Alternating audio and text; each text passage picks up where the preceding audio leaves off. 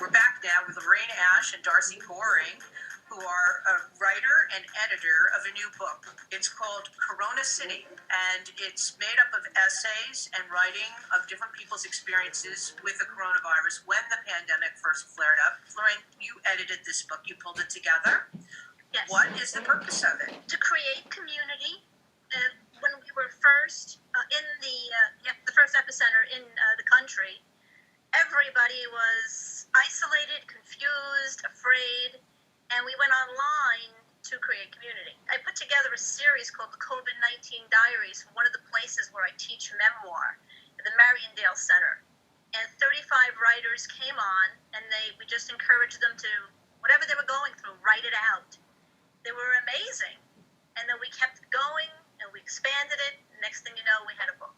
And Darcey's one of the authors. That's in the right. book. So tell us a little bit about what you wrote, Darcey. So I was going through COVID just like everybody else when it first hit in March. My kids were home, and we were all getting used to the new normal.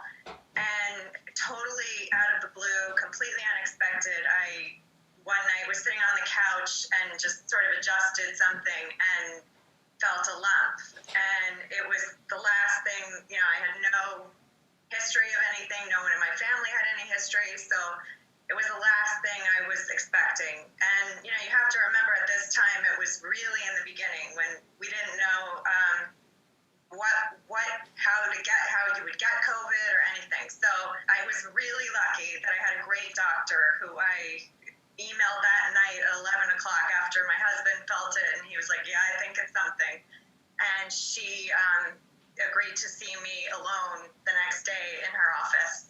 And she really called in favors for me and got me seen, right away. And it was a scary time. It was, doctors and nurses were almost afraid to touch you because everybody was so afraid of what was, not knowing who had it or how you got it or anything. So anyway, my story is that. It is about the experience of going through, a medical crisis at one of the worst times to have it. And, the hospital was really inundated with patients. And, there's part of me that feels like I was shown such a kindness from the doctors. And then the other part of me that, looks back on it and says, it was just such a frightening time to go through it. And Lorraine, this is just one of many stories that are told in this. Tell us about some of the others. We have Sue Farrar-Dennison here. She started New Jersey Masks. Her son is a firefighter in Patterson, and she was afraid. She said, I made a deal with God. Keep him safe, and I'll make masks for everybody. And she assembled a huge team that made thousands and thousands of men. They give them away. It's how people suffered, and also how people rallied.